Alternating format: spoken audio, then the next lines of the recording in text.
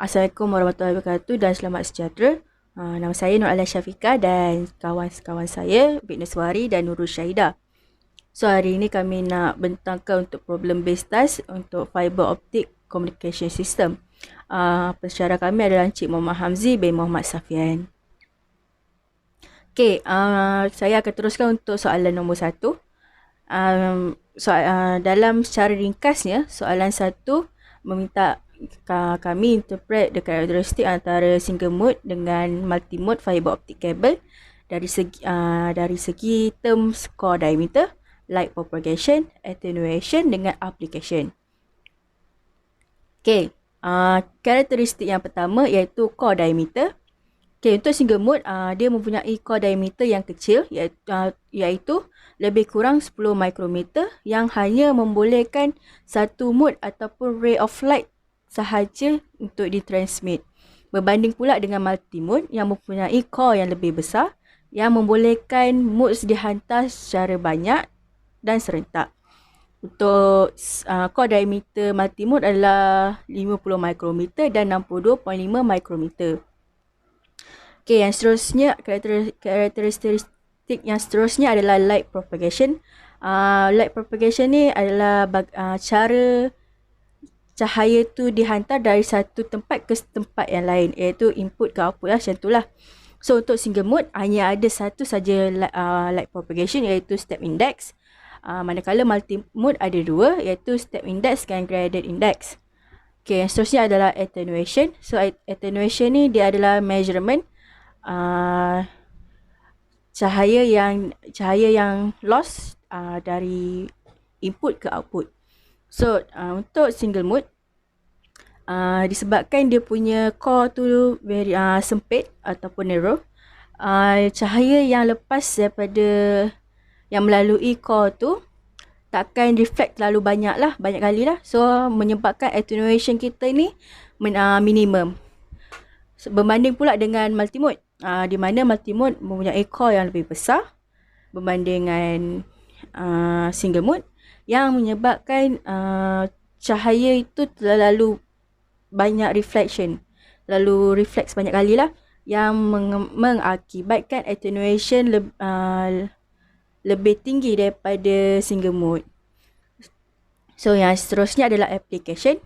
Okay, untuk single mode ni prefer untuk distance yang lebih luas. Itu di antara maybe 10, 40, 80 km ataupun even lebih jauh. Single mode ni adalah choice dia lah, sebab dia seperti kita tahu disebabkan oleh panjang yang distance yang panjang, kemungkinan kita tidak boleh menggunakan multimode untuk akibat attenuation tu lah. Attenuation untuk multimode kan terlalu tinggi, so better kita ambil single mode. So untuk multimode pula, ianya prefer untuk 300 hingga 400 meter saja, sebabkan oleh attenuation tu lah, ianya kita prefer lah untuk hanya 300 hingga 400 meter saja distance yang boleh kita gunakan lah.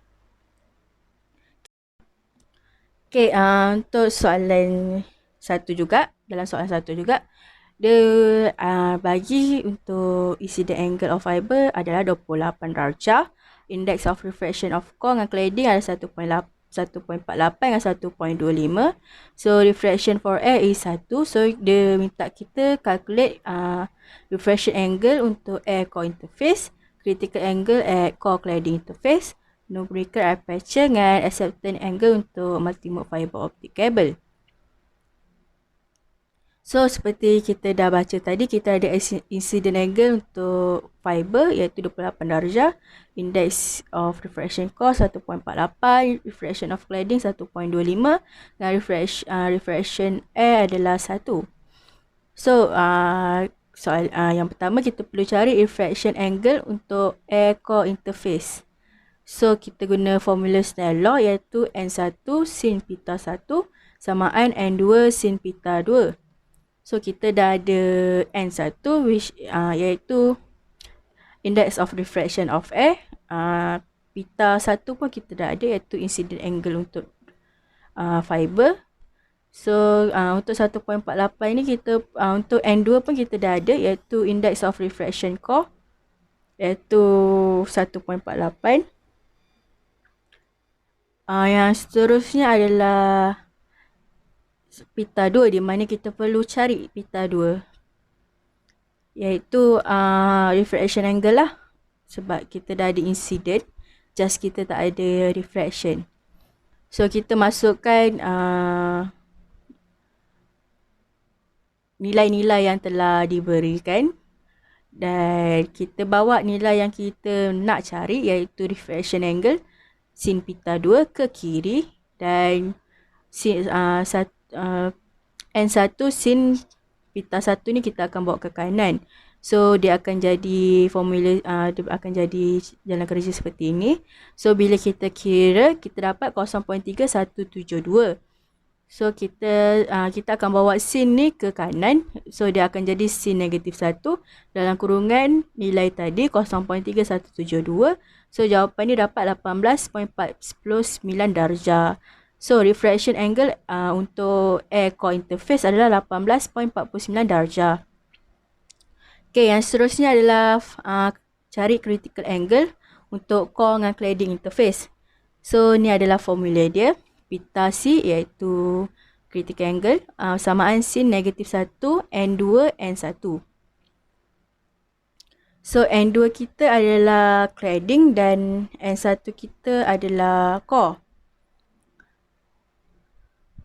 So okay, lepas tu kita dah ada nilai untuk core dengan cladding. So kita just letak je lah nilai tu. And kita selesaikan dulu. 1.25 bahagi 1.48 dapat 0.8446. So kita sin negatif 1 kan dia dalam kurungan. So dapat jawapan 57.63. So critical angle untuk core cladding interface adalah 57.63 darjah.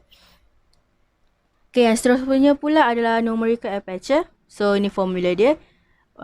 Okay, so kita dah ada N untuk core dengan cladding. So 1.48 core 1.48 dengan cladding 1.25. So jangan lupa untuk kuasa 2 ni. So 1.48 kuasa 2 tolak 1.25 kuasa 2. So dapat 2.1904 tolak 1.5625. So bila kita tolak dapat 0.6279. So jangan lupa untuk kita punca kuasakan. So total dia 0.7924.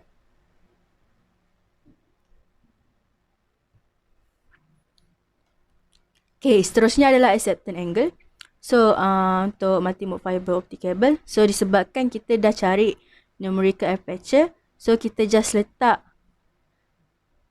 follow formula yang dah ada ni. So pita A samaan sin negatif 1 numerical aperture. So just isi nilai NA ni sebab kita dah cari tadi 0.7924.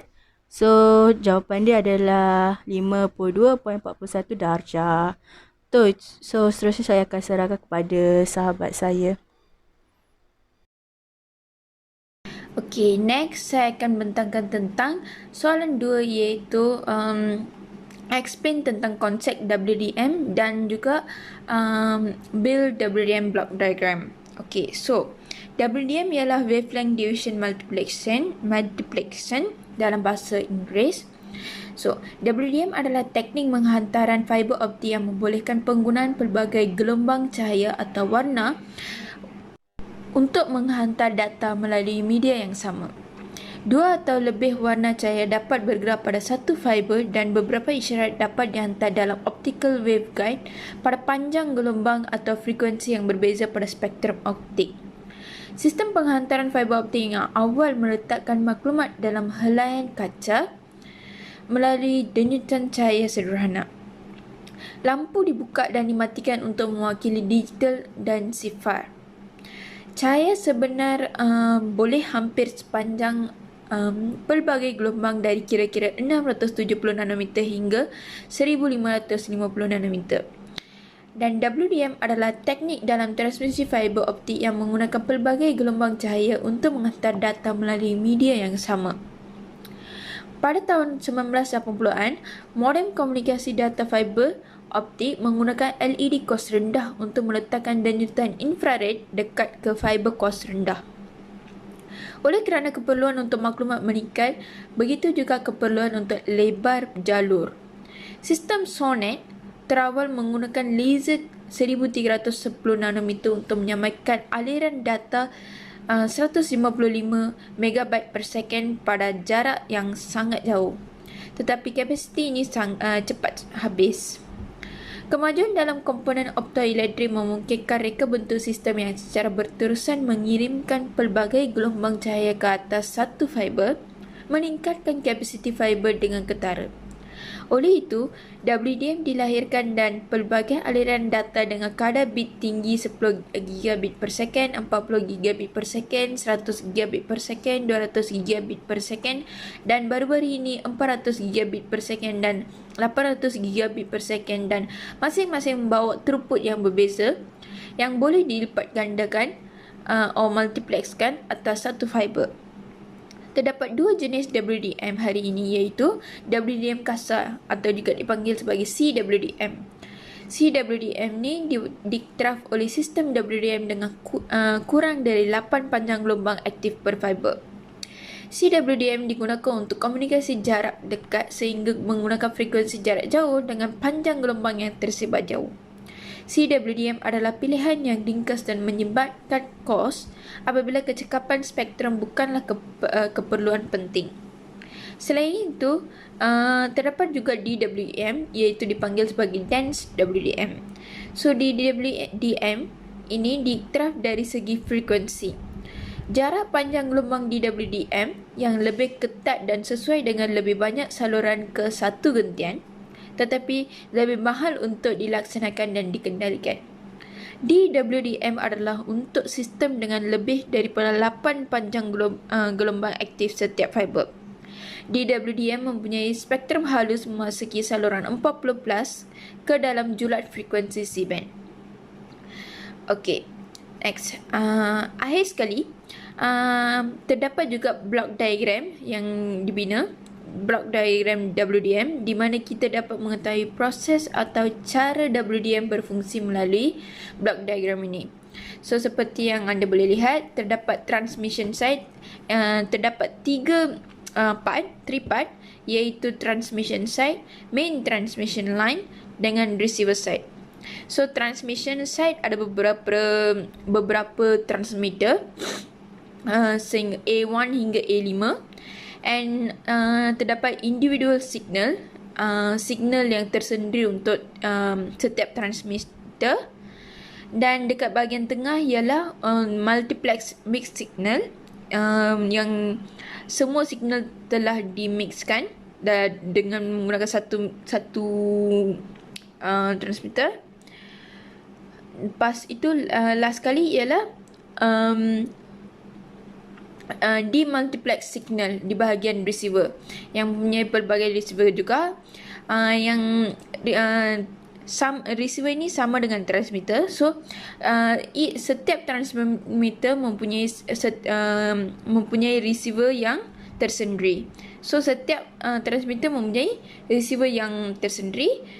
So sama je lah, transmitter A1 akan receive dekat A1. So, yang tu bahagian last. Okay, that's it. Thank you. Okay, my name is Nurshida. So, for the last question 3. Illustrate base point architecture terminated diagram with different type of a fiber to the loop FTTL. Alright, a passive optical network, PON, PON, is a system that transmits all or most of the fiber cabling signal and use. Sistem ni menghantar semua ataupun sebahagian besar kabel dengan isyarat kepada pengguna yang terakhir. Dia bergantung kepada lokasi terminal tu.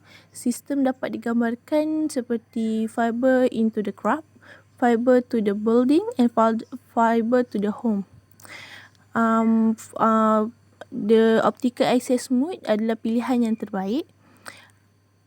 Optical Distributed Network ODN which apply to the access network, to OLT and plurality of the client device.